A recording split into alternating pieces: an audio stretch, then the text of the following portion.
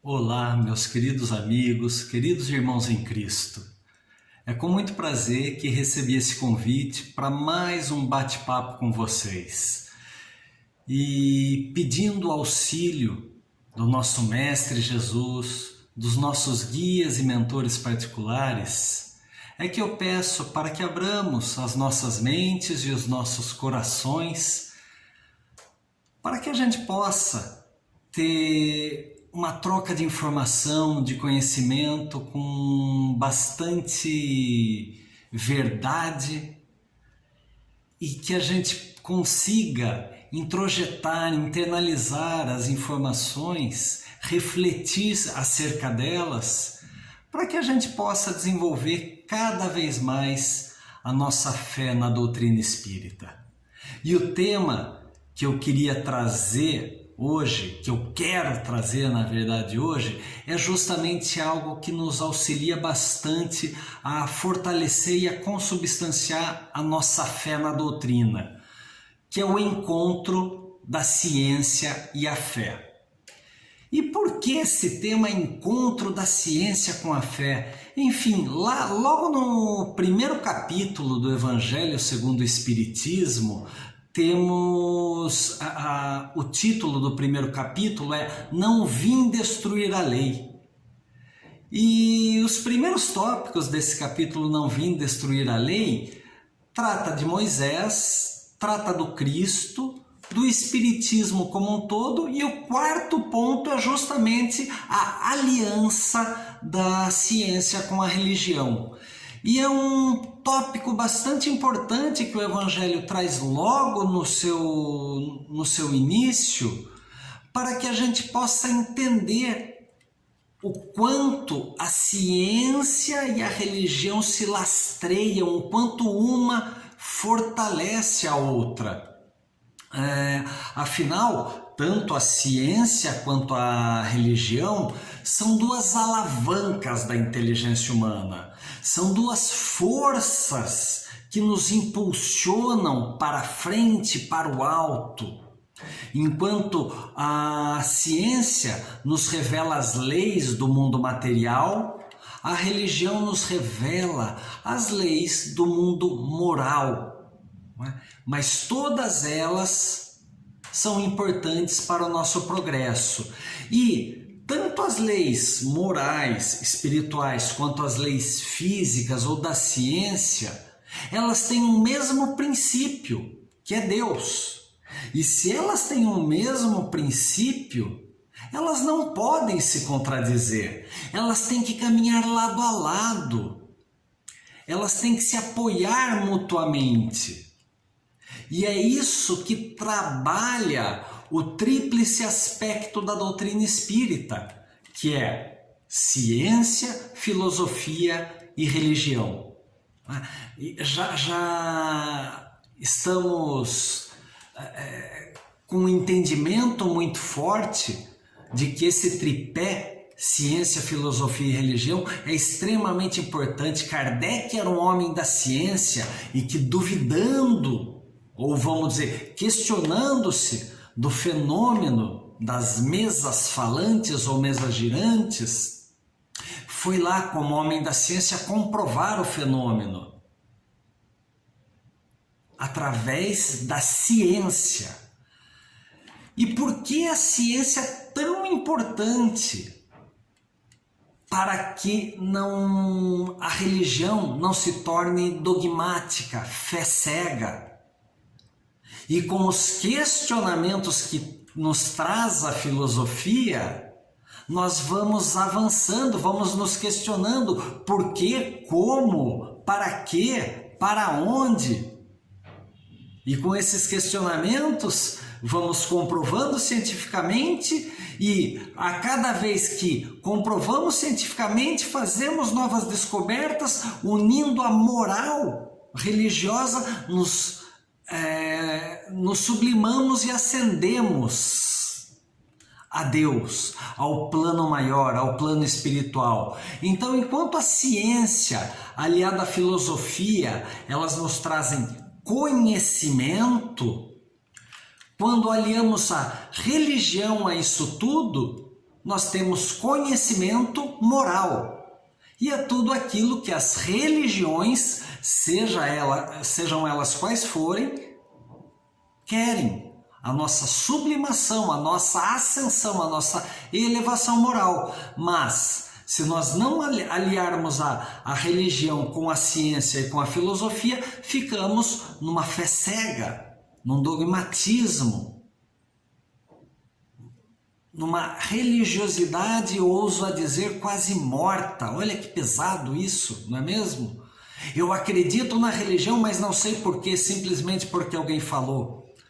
Não tem uma fé, não cria uma fé realmente fortalecida dentro de mim. Então, enquanto a filosofia faz as indagações que progridem a humanidade, a ciência estuda através das hipóteses e comprova e explica os porquês e os paraquês, os questionamentos filosóficos.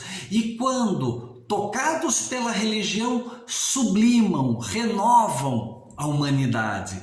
Por isso o tripé ciência, filosofia e religião é tão importante para a doutrina espírita. E é tão latente isso que o Chico Xavier nos ensinou que a doutrina espírita é ciência, filosofia e religião. Porque se tirarmos a religião, fica um corpo sem coração. Se tirarmos a ciência, fica um corpo sem cabeça. E se tirarmos a filosofia, fica um corpo sem membros. Olha que bonita a colocação do Chico. E para a gente entender a força dessa união de ciência e religião, para não cairmos em fé cega, o próprio Kardec nos ensinou que se um dia a ciência provar que o espiritismo está errado ou equivocado em determinado ponto, siga com a ciência, porque a ciência está comprovando um determinado ensinamento moral, um determinado ensinamento recebido da espiritualidade, recebido do alto. Então, se Kardec nos ensinou isso, intuído pela espiritualidade, é porque em determinado momento da humanidade, em determinado momento da civilização, nós não estávamos preparados para determinado conhecimento. Mas agora, neste ponto, onde chegamos e a ciência comprovou que determinado fenômeno, ou determinada causa, ou determinado estudo que tínhamos, ou compreensão que tínhamos, estava errôneo, equivocado, siga com aquilo que foi comprovado, por aquilo que já foi tangibilizado pelos estudos, pela racionalidade, pela ciência. Se isso não acontecer, mais uma vez, o Kardec fortalece, se torna em crença inválida, na fé cega. E se nós formos pensar, durante toda a história da humanidade, a ciência e a religião não caminharam juntas. O homem sempre teve os seus questionamentos filosóficos, desde a época lá dos primórdios da humanidade, mas o homem se questionava sobre o sol, sobre a lua, sobre as chuvas, com aquela capacidade primitiva ainda de raciocínio, mas sempre se questionou, filosofou os porquês, os paraquês, os como da sua vida nas suas diferentes épocas. Mas aí veio uma força que conferiu à religião, aos sacerdotes, aos doutrinadores espirituais lá das tribos, dos clãs e depois mais no tempo civilizado, conferiu poder a eles. E esses homens, muitos deles consumidos pelo poder, pela vaidade ou pela arrogância, trouxeram uma religião que impunha as coisas ao homem. Em determinado momento, como na época de Moisés, era necessário uma certa imposição, porque o homem não tinha uma compreensão do todo ainda, não tinha um desenvolvimento espiritual. Então era preciso colocar alguma coisa com mais força.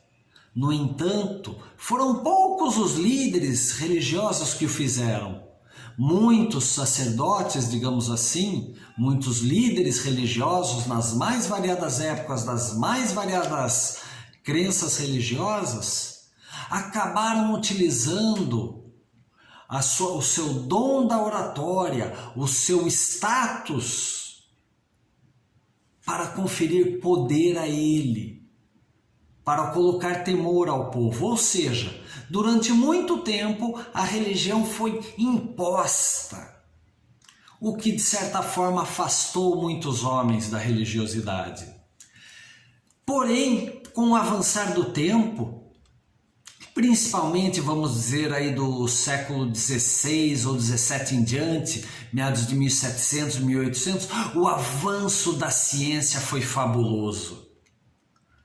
A inteligência do homem progrediu muito, vieram muitas descobertas, e aí a ciência se afastou totalmente da religião. Os homens começaram inclusive a desdenhar da religiosidade, da parte espiritual, porque eles só viam aquilo que poderia ser comprovado.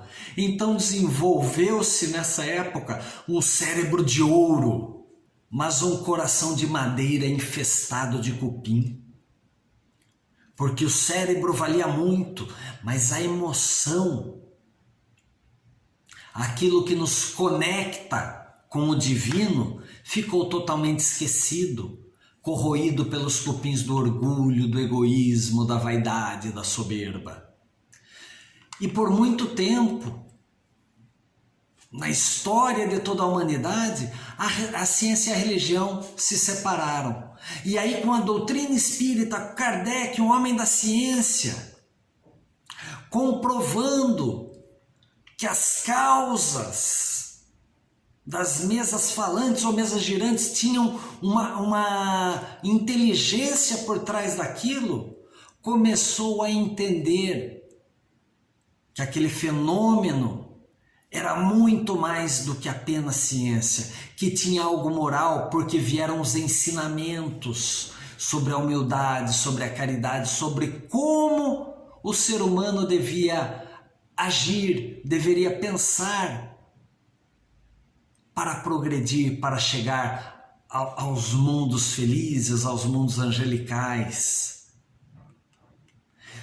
No entanto, embora durante todo esse período a ciência e a religião tenham sido desconexas, sempre tivemos grandes expoentes da ciência que traziam a religiosidade dentro de si e que, mesmo com todas as suas fabulosas descobertas, traziam o lado espiritual para mostrar ao homem que a materialidade tem uma causa muito maior. E se formos citar alguns deles, vale a pena eu começar com Sir Isaac Newton, uma das mentes mais brilhantes da humanidade. Isaac Newton, ele tem uma frase que ele diz: a maravilhosa disposição do universo e harmonia só podem ter tido origem segundo o plano de um ser que tudo sabe e tudo pode. E isto fica sendo a minha última e mais elevada descoberta. Olha que maravilhoso! De todas as descobertas do Sir Isaac Newton, um inventor fabuloso, uma mente brilhante, que tanto fez progredir a humanidade, mas o que ele diz? Que tudo aquilo que nós temos no universo, estrelas, planetas, galáxias, buracos negros, a natureza no nosso planeta Terra, plantas, animais, fauna, flora, o próprio ser humano, tudo isso só pode ter sido criado de uma forma tão brilhante por uma inteligência muito superior. E isso foi a última e mais importante descoberta que ele teve, segundo ele mesmo. Ou seja, um brilhante homem da ciência falando que nem tudo a ciência pode explicar e que tem algo mais além de tudo isso. Benjamin Franklin, estadista americano, dizia que achar que o mundo não tem um criador é o mesmo que afirmar que um dicionário é resultado da explosão numa tipografia. Ou seja, Benjamin Franklin disse que o mundo não surgiu ao acaso de uma explosão e que todos os planetinhas, todas as pecinhas caíram no seu devido lugar. Porque isso seria a mesma coisa que nós temos um baú cheio de letras, esse baú foi explodido e aí as letras caíram tudo certinho formando o dicionário. Não, o dicionário teve uma mente criadora por trás dele. E é isso que Benjamin Franklin diz, que o universo, que a criação tem uma mente fabulosa por trás de tudo. O poeta, ensaísta, escritor inglês George Bernard Shaw ensinou: confesso que depois de ter estudado a terra e os homens durante 70 anos, não vejo outro remédio para a miséria do mundo a não ser o caminho indicado por Cristo. Ou seja, temos todas as descobertas científicas, mas o verdadeiro caminho é o da humildade e da caridade, que foi o que Jesus Cristo pregou. Lord Byron ensinou que os espinhos que colho são da árvore que plantei. Olha a lei de causa e efeito refletida. Os espinhos que colho são da árvore que plantei. Aquilo que planto eu colho. Se eu fizer o bem, plantar o bem, colherei o bem. É isso que a doutrina tanto nos ensina, seja para esta ou para todas as encarnações futuras que teremos. René Descartes: penso, logo existo. O raciocínio, a reflexão, o pensar nos faz existir. E quanto mais pensamos e filosofamos e buscamos o porquê da nossa existência, mais progredimos. Blaise Pascal nos ensinou que se o homem não foi criado por Deus, por que ele só é feliz com Deus? Olha que bonito! Por que é que só com Deus nós encontramos a beleza que existe dentro de nós, a beleza que existe no universo? Nikola Tesla, outro grande expoente da ciência, grande inventor. Não há conflitos entre o ideal da religião e o ideal da ciência, mas a ciência se opõe a dogmas religiosos porque a ciência se baseia em fatos. Ou seja, o Tesla dizia aquilo que o Kardec falou anos atrás, que é necessário comprovar aquilo que a religião está dizendo. E é nisso que a ciência se apoia. A ciência não é inimiga, não quer contradizer a religião, mas se for necessário contradizer para mostrar que aquele dogma está errado, sim, a ciência o fará. Mas as duas caminham juntas. E, falando em ciência, não há como nos esquecermos de Albert Einstein. Einstein, mente brilhante, que tanto nos ensinou. Ele já disse: eu creio no Deus que fez os homens e não no Deus que os homens fizeram. Olha que bonito! Eu creio no Deus que fez os homens e não no Deus que os homens fizeram.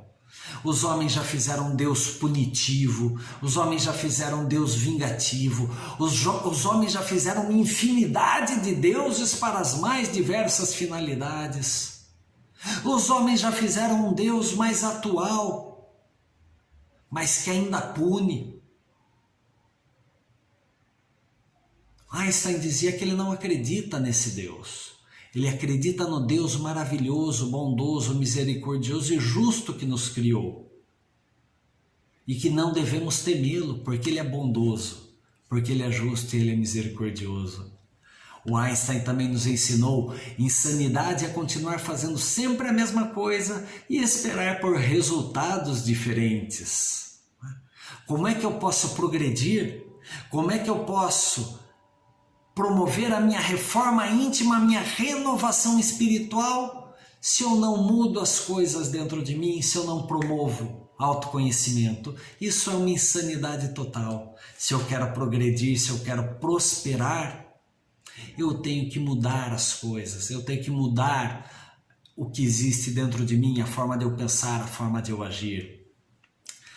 Uma outra frase do Einstein maravilhosa: se um dia tiver que escolher entre o mundo e o amor, lembre-se, se escolher o mundo, ficará sem o amor, mas se escolher o amor, com ele você conquistará o mundo. Olha que sublime, olha que maravilhoso, né? Com amor você conquista o mundo. Quantos homens poderosos não quiseram conquistar o mundo à força, e ao conquistar o mundo à força, sentiram-se sozinhos, sentiram-se totalmente sozinhos, não tinham quem abraçar, não tinham um colo para descansar a cabeça. E todo aquele poder se esvaiu alguns anos depois, quiçá alguns séculos depois, mas foi embora. Einstein também disse: sem Deus, o universo não é explicável satisfatoriamente. Precisamos de Deus, de algo que ainda não compreendemos, para poder explicar bem o universo. Outra do Einstein: a ciência sem a religião é manca, e a religião sem a ciência é cega. Porque a religião sem a ciência torna-se dogmática, a fé cega. E a ciência sem a religião é manca porque não consegue avançar através dos questionamentos que podem elevar o homem, que podem fazer o homem progredir, prosperar não só na materialidade, mas no mundo espiritual, no mundo moral. Einstein ainda nos ensinou que todas as especulações mais refinadas no campo da ciência provêm de um profundo sentimento religioso, e sem esse sentimento, as descobertas seriam infrutíferas. Ou seja, tudo aquilo que nós descobrimos, tudo aquilo que o homem avançou no seu raciocínio e conquistou com a ciência, veio para fazer progredir a humanidade, para que a humanidade pudesse compreender e conhecer melhor as coisas. E tudo isso tem um profundo sentimento religioso, que é o bem, que é fazer o bem. E a gente faz o bem quando a gente ama o próximo, quando a gente quer promover a caridade, quando a gente quer prosperar. Esse foi outro grande ensinamento do Einstein. E ele também nos ensinou: eu temo o dia em que a tecnologia ultrapassar a interatividade humana. Nesse momento, o mundo terá uma geração de idiotas. E talvez, infelizmente, esse mundo tenha chegado, porque hoje a tecnologia faz a gente ficar tanto tempo no celular, nas redes sociais, que as pessoas mal se conversam. A gente, ao invés de ligar e mandar um feliz aniversário para uma pessoa que a gente gosta, a gente manda uma carinha feliz com um beijinho, uma carinha amarela com um beijinho de coração, né?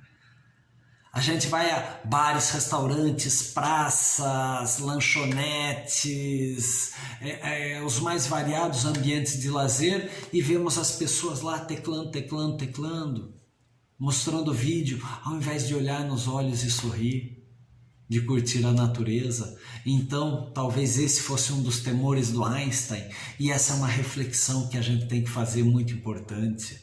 Será que eu estou me entregando totalmente à tecnologia? E estou esquecendo do lado espiritual da minha conexão com as pessoas? E, meus amigos, por que eu estou trazendo todas essas informações de tantos cientistas? Porque a doutrina espírita, mais uma vez, se apoia na filosofia, ciência e religião.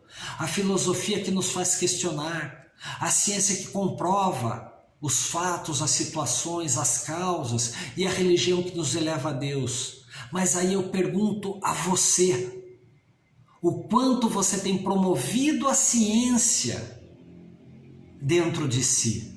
O quanto você que segue a doutrina espírita, que acredita nos ensinamentos de Jesus nos ensinamentos da codificação trazidos por Kardec, através do Espírito da Verdade, dos seus intercessores, dos seus prepostos. O quanto aquilo que você aprende no centro, o quanto você tem estudado para fortalecer a sua fé. Sem essa fé raciocinada, fica difícil a gente compreender a doutrina espírita. Fica difícil a gente compreender a vida após a morte, a pluralidade dos mundos, a imortalidade da alma, principalmente porque é bom fazer o bem.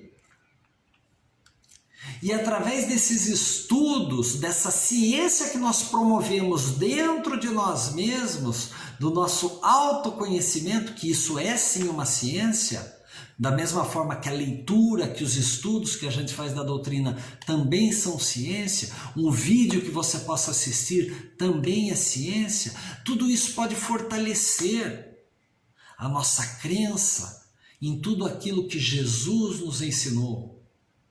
E que hoje, a terceira revelação que a doutrina espírita vem a fortalecer, a comprovar. Mas se a gente fica só indo ao centro para ouvir uma palestra e passe, palestra e passe, palestra e passe, sem buscar o raciocínio, o entendimento, a ciência dentro de nós mesmos, a nossa fé não se torna tão forte. Talvez no momento de dificuldade a gente até mesmo questione: por que eu, Senhor? Por que comigo, Pai? Onde estás, Jesus?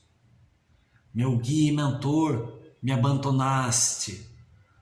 Talvez isso aconteça se a gente não promover a ciência que vai consubstanciar e fortalecer a fé dentro de nós. Voltando um pouco ao Einstein, não se sabe ao certo quando que a religiosidade despertou nesse homem da ciência, nesse homem brilhante. Mas no livro Notas Autobiográficas, ele escreveu que essa religiosidade dele tinha se baseado num profundo sentimento de depressão e desespero, no reconhecimento da futilidade da rivalidade humana nas lutas pela vida, e que só a religião trazia um alívio para tudo isso.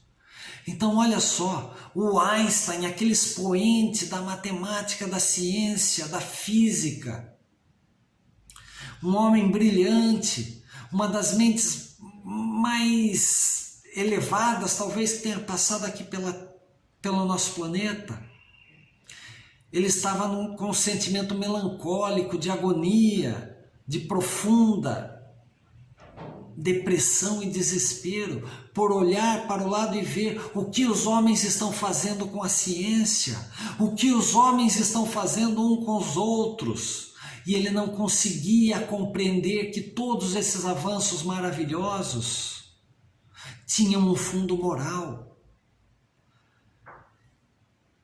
Talvez Einstein, com todas as descobertas, ele falava: por que o homem não consegue olhar que tudo isso é para melhorarmos a humanidade? E talvez ele, somente quando caiu em determinado momento, como a gente cai em si, como costumamos dizer, somente nesse momento talvez ele tenha pensado: nossa, isso deve ser porque cada um tem o seu momento. Porque a humanidade progride como um todo. Neste momento, a humanidade ainda é mesquinha. Neste momento, a humanidade ainda faz guerra. Mas eu acreditar na religiosidade, e olha, ele falando religiosidade no sentido religião, da conexão com Deus, sem falar numa ou noutra doutrina religiosa, mas religiosidade, conexão com o divino, ele encontrou alívio para todas as mazelas da humanidade. Vejam só, se fizermos um comparativo de Einstein e Kardec, dois homens brilhantes, notáveis, que viveram em épocas distintas, mas ambos com um desejo, com o mesmo objetivo, de almejar contribuir com a humanidade. Contribuir cientificamente através do raciocínio lógico, para que o homem tivesse respostas aos seus questionamentos existenciais e filosóficos e assim pudesse se sublimar, se elevar moralmente para chegar até um campo mais elevado. Então ambos, em épocas distintas, contribuíram para fundamentar uma religiosidade genuína, a religiosidade do bem ao próximo, do amor a Deus, ao próximo e a si mesmo, de compreender a natureza humana em sua essência. E temos até alguns paralelos maravilhosos de Einstein e Kardec. Kardec nos ensinou que fé inabalável só é a que encara frente a frente a razão em todas as épocas da humanidade. Ou seja, a fé inabalável é aquela que é comprovada, que ela se faz forte, seja numa época de prosperidade ou numa época ruim. E o Einstein ensinou que uma doutrina que não é capaz de se sustentar à plena luz, mas apenas na escuridão, está fadada a perder a sua influência sobre a humanidade, com incalculável prejuízo para o progresso humano. Ou seja, o Einstein falou a mesma coisa, que as doutrinas religiosas não podem só nos momentos de trevas ser a luz, ser a salvação, mas nos momentos de luz da humanidade ou do ser, elas servem também para impulsioná-lo. Ele não vai abandonar porque ele só se apega à fé, à religião no momento de desespero.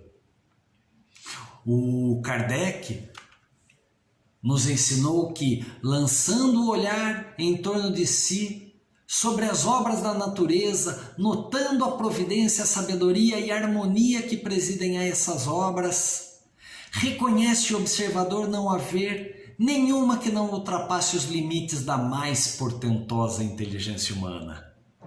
Ora, desde que o homem não as pode produzir, é que elas são produto de uma inteligência superior à humanidade, a menos se sustente que há efeito sem causa.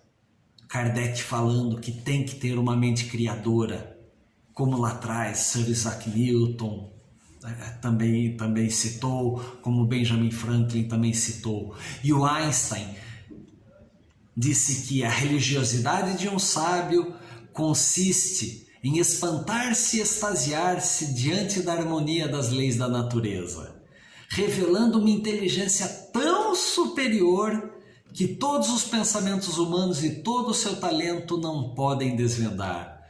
Que por trás de toda a criação existe um talento único, uma inteligência máxima, que nem com todos os homens reunidos, nem todo o conhecimento humano reunido, a gente conseguiria desenvolver. Einstein e Kardec, sobre religiosidade, os dois tinham pensamentos muito similares, e em contradição aos dicionários do mundo, que tem uma tendência, onde a religiosidade tem a tendência às coisas sagradas, eles nos ensinaram que a religiosidade é um sentimento que se instala no coração de cada um, com o desejo que temos de progredir, independentemente de religião, independentemente de crenças. Com isso, até mesmo um ateu tem religiosidade, desde que ele tenha dentro de si um entusiasmo, aquela chama que faz progredir, que faz ajudar ao outro. Ele pode não saber, ele pode não falar, ou pode até negar que não é Deus, mas a chama reside dentro dele. O encontro dele com Deus vai acontecer, mas esse ser tem a religiosidade desperta dentro de si. E é isso que Einstein e Kardec nos ensinaram.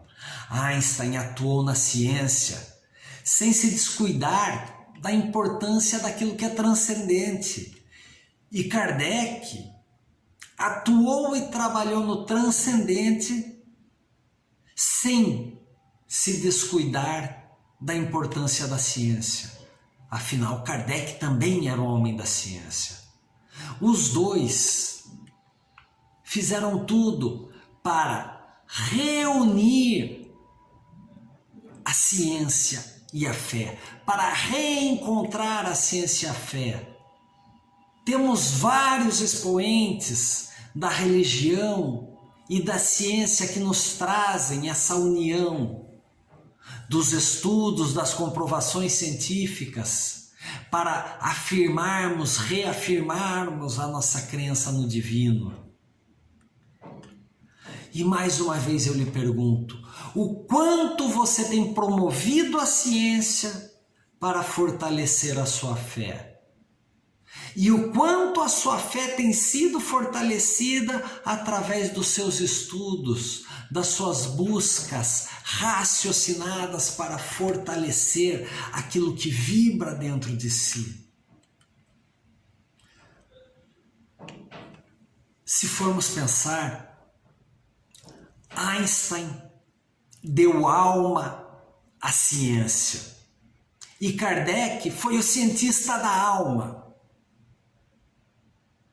E nós, o quanto nós estamos sendo cientistas da alma ou estamos dando alma à nossa ciência interior, à nossa descoberta das virtudes e das potencialidades que temos, e também das nossas fraquezas e dos nossos vícios, que só quando descobrirmos e aceitarmos poderemos aceitá-los e superarmos as dificuldades às quais nós mesmos impomos. Esse tripé, os três aspectos da doutrina espírita, ciência, filosofia e religião, o quanto você tem promovido na sua vida a ciência que organiza, que sistematiza o seu pensamento. O quanto você tem promovido o entendimento dos fatos e fenômenos que acontecem na sua vida. O quanto você para pensar enquanto determinada pessoa ou determinada situação afetou a sua vida e por que ela afetou a sua vida. Isso é ciência. É você promovendo o seu raciocínio lógico. Isso te leva aos questionamentos filosóficos, amplia a tua visão de mundo, os teus questionamentos, tangibilizam as suas experiências sensíveis. Você passa a compreender, a entender um pouco mais as suas emoções, os princípios do universo, a existência de Deus. E aí você trabalhando a religião, os ensinamentos que vão te elevar moralmente, sim, estou ferido no meu ego, no meu orgulho, e quero revidar e quero me vingar, mas o quanto isso me sublima.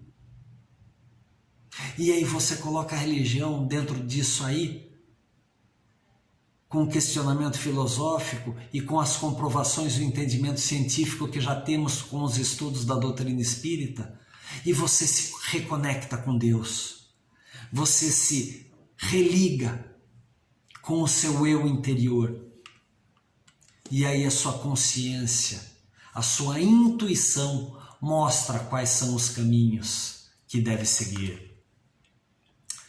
Meus amigos, o que devemos entender é que as doutrinas, sejam elas quais forem, não devem dizer creiam de início e compreenderão em seguida se puderem. As doutrinas devem dizer compreendam de início e vocês crerão em seguida se quiserem. Ou seja, compreendam, entendam, raciocinem, reflitam, promovam o seu conhecimento, o seu raciocínio lógico, o seu estudo científico a respeito dos seus atos, dos seus pensamentos e dos seus sentimentos. Traga a doutrina que você escolheu para essa reflexão. E aí sim, você vai compreender Por que você está aqui? Para que você está aqui? Como você pode prosperar? Quando é o seu momento de fazer as coisas? E o quando é aqui e agora? É isso que as doutrinas, sejam elas quais forem, devem nos ensinar. Então eu pergunto, você, meu amigo, o quanto você está promovendo o desenvolvimento filosófico, científico e religioso dentro de si? Esse é o questionamento que eu quero deixar. Essa é a reflexão que eu te convido a fazer. Eu tenho feito os questionamentos corretos da minha vida ou como eu posso progredir e prosperar? Se eu os tenho feito, como é que eu estou refletindo, promovendo meu pensamento científico a respeito de mim? Como que eu estou trazendo a compreensão da doutrina espírita, da lei de causa e efeito, da imortalidade da alma, da pluralidade dos mundos, de entender quantas coisas eu já passei, eu já superei e quantas eu ainda tenho a progredir e a prosperar, para me sublimar, para chegar lá, num plano superior, estar com a espiritualidade do bem, com espíritos angelicais, sorrindo, abençoando, iluminando a minha chegada. Eu lhe convido a promover o tripé da doutrina espírita em sua vida: filosofia, ciência e religião. Eu lhe convido a pensar. Eu lhe convido a promover a ciência dentro de si mesmo, para ter as respostas aos seus questionamentos e chegar aos braços divinos e amorosos do nosso Mestre e Irmão Maior Jesus Cristo. Eu agradeço a sua atenção e peço que neste momento fechemos os nossos olhos e, vibrando positivamente, agradeçamos ao nosso Messias, agradeçamos a Jesus por todos os ensinamentos e todas as oportunidades que aparecem em nossas vidas. Agradeçamos aos nossos guias e mentores espirituais, aos nossos espíritos protetores, que tanto bem fazem por nós. Agradeçamos também aos nossos algozes do passado, muitos dos quais nós fomos os primeiros algozes. Agradeçamos a eles, peçamos perdão e façamos o convite de caminharmos juntos, lado a lado, para saudarmos as nossas dívidas, repararmos os nossos erros e aprendermos o amor incondicional ensinado por Jesus Cristo. Que assim seja. Muito obrigado, meus irmãos, por sua atenção. E agora, reflexão, filosofia, ciência e religião para todos nós. Até breve.